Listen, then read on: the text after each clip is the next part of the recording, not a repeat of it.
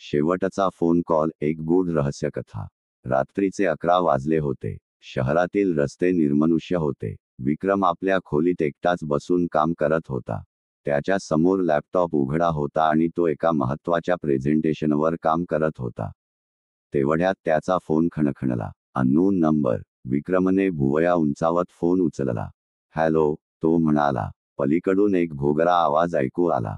तुला सत्य हवंय का? विक्रम क्षणभर गोंधळला. कोण बोलतने? तू फक्त सांग, तुला सत्य हवंय का? विक्रमच्या अंगावर काटा आला. कसलं सत्य? जेव्हा घड्याळात बरोबर 12 वाजतील तेव्हा तुझ्या दाराची बेल वाजेल.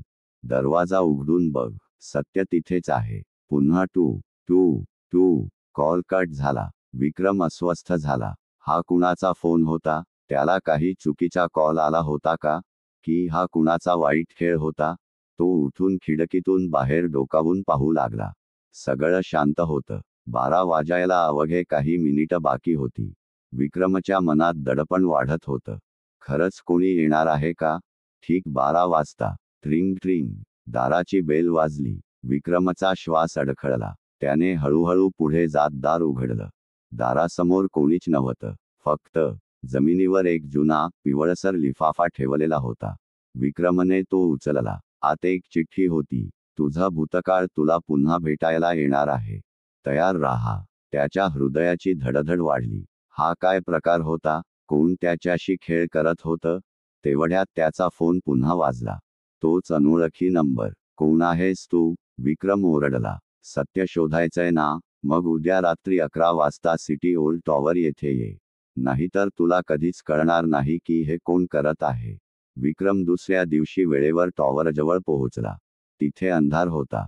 झाडांमधून मंद वारा वाहत होता.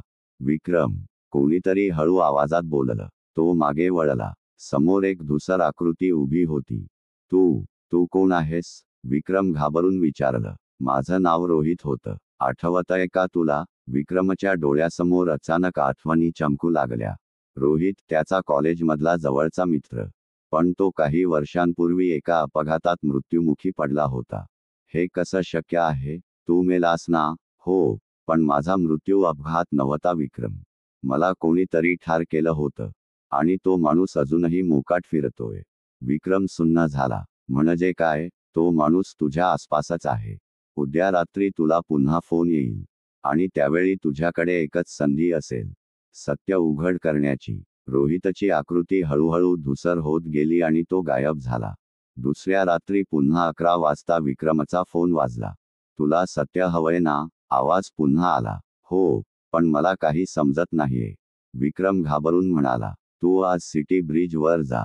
तिथे जो माणूस तुला भेटेल तोच खरा गुन्हेगार आहे. विक्रम थरथरत ब्रिजवर गेला. तिथे एक माणूस उभा होता. अजय.